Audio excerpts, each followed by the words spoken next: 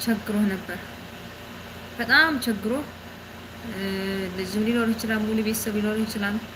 የምትበላው የምትጠጣው አጥተህ ማንም ሰው እንዴት ነህ ሳይልህ ኑሮ ያው ሰው አይደለም።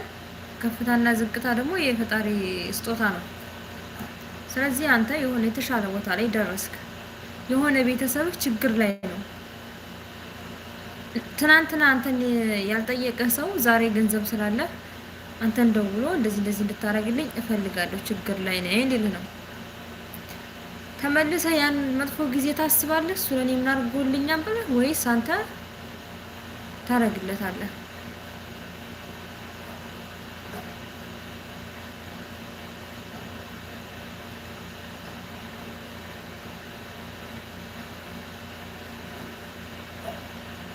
ያው ገንዘብ አይደለ እያስተዛዘበን ያለው በዚህ ምድር ላይ ለገንዘብ ተብሎ ብዙ ነገር እየተደረገ ነው። ሰው እስከ ገንዘብ ለገንዘብ ፈልጎ ደግሞ እስከ ጥግ ድረስ እየሄድን ነው። የሰውን ህይወትም ለገንዘብ ተብሎ እየጠፋ ነው።